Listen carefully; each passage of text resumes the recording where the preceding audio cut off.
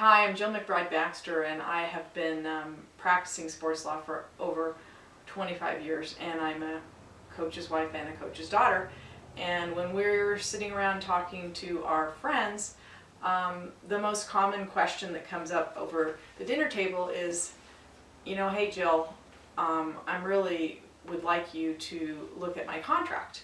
And so I'm just going to tell you, based on our experience with our friends and our own family, that what it says in the contract is really important. But here are the three really most common things that you need to know right now, and you need to look at your contract right now. Number one is the contract needs to be executed. What does execution mean? It means that the contract needs to be signed by yourself, and it needs to be signed by your employer, and you should have original signatures. Why do you need original signatures? Because if you ever go to litigation, the court wants original signatures. So pull out your contract right now, review it, and see if you have an executed contract. If you don't, you need the advice of an attorney right now, and you should call me. Number 2 point is, unfortunately, your relationship with your employer is going to end at some time. So termination is one of the biggest discussions we've had with many of our friends and many of our clients. Am I going to be protected if, in fact, I get fired or my head coach gets fired, whatever the case may be? So the first part I want to talk about is terminating without cause.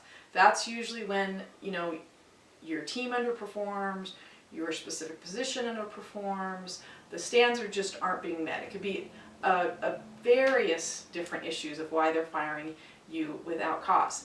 The thing about being fired without cause is you want to know how much you're going to get paid if you're fired without cause, okay? You want to know, is your base salary going to be included? Is your health insurance going to be included? Are any Nike contracts going to be included? Is your car going to be included? Is your cell phone going to be included? Is camp money going to be included? What is that amount going to be? What are they going to include if they terminate you without cause? The next part of terminating without cause is very, very important, is how long are they going to pay you? A lot of people have 1 year, 2 year, 3 year contracts, but then when they read the language, they find out that the buyout is only 30 days. That means you really have a 30-day contract rather than a 3-year contract or a 1-year contract. So you want to know, how long am I going to be paid the amount of money that was described in that particular section. So 2 things I went over. What are you going to get paid? How much? And for how long? Number 3 is firing with cause. You need to look at your contract right now and see what the specific language is for firing with cause. What does with cause means? That means they don't have to pay you anything. There's some kind of behavior that you do that says to the university, we're going to fire you on the spot, and we are not going to pay you, and we're not going to protect your family.